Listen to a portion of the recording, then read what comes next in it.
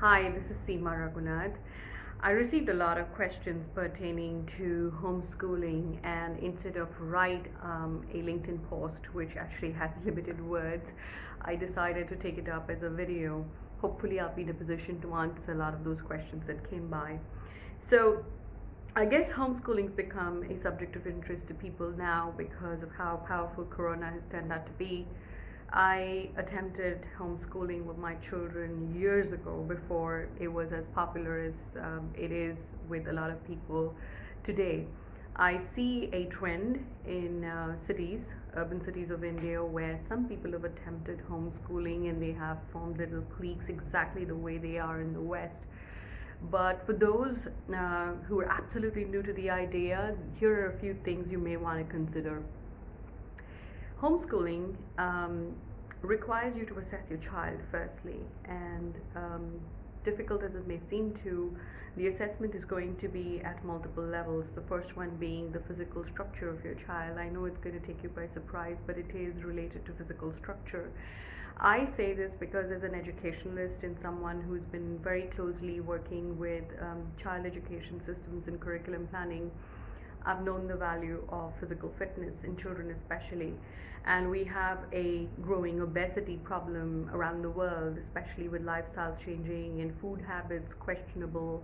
So if your child is a mesomorph, which is mainly a muscular physical structure, or an ectomorph, which is really skinny kid, you should be okay, because the endomorph, who's a child, who not just a child or an adult would be an endomorph with that structure, but someone who has a propensity to put on weight and is generally broad, bones and muscles, everything put together, would have a greater tendency to add on weight when there is no regimented workout, which is what schools tend to offer today. So if your child is not ready for homeschooling, it would basically mean that the body is not yet ready to take care of its own exercise regime.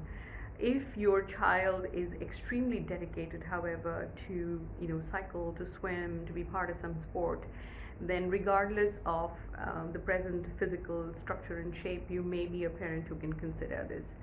The second assessment for your child is learning preference. If your child really prefers to have someone sit down and explain and teach and talk, then that's typically a Gurukul style of teaching, which means that they need a classroom and they need someone formally teaching them. And if they've not adapted to a comfort of learning by themselves, or learning in a smaller session, with 4 or 5 students, then even tutorials will not work for them. In such cases, we have to accept is that formal schooling is what will work best for the child. The third assessment is actually you as a parent. Are you ready for homeschooling? Homeschooling definitely is a pressure for those parents who are both working parents or for single parents. It is additional responsibility. So if you're not good with learning quickly yourself, if you are kind of bored of having to take lessons when you come back, or even check the kind of progress your child is making, participate in projects, if you can't do all of this, then it's going to be hard, in which case it's best you leave the education system to an external agency, which is what you're possibly doing right now. Homeschooling also should not be considered in India before your child is about 8 years old, because we really don't have a formal system where children and parents of homeschooling systems come together and you actually have a clique. We don't have that as a system. You have a few experts today who volunteer as specialists, offering you guidance and counseling to make that possible for you as an individual parent. Because given a certain territory and a region, you might be the only one who is homeschooling your children. So how to overcome the social bias and the stigma, I'm not going to address that right now. I'm just going to take this chapter on trying to understand whether homeschooling is really going to work for you and your child. The third element is, not once you've understood the age, I want you to also understand that social skills are built in the very early years. So if you deny your child opportunity to meet other children, the concept of sharing, the concept of being responsible for someone else's safety, general safety for self, a whole lot of elements on communication etiquettes and social correctness will possibly be missed, especially if you're a full-time working parent. However, if you are available at home and you are very dedicated to the dissemination of values and discipline and socially accepted cultural norms, etc., then this kind of transition should not be a problem for you.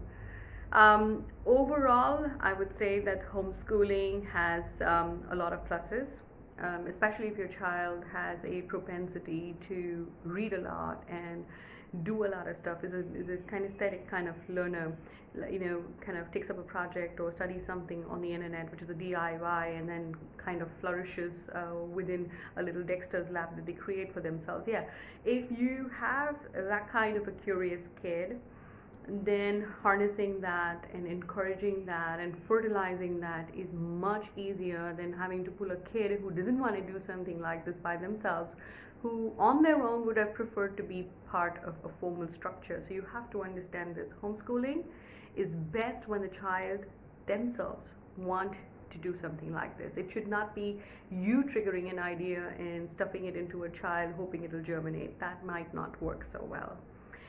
Let me see what are the other kind of questions coming by, and if I can answer them, I will. Thank you.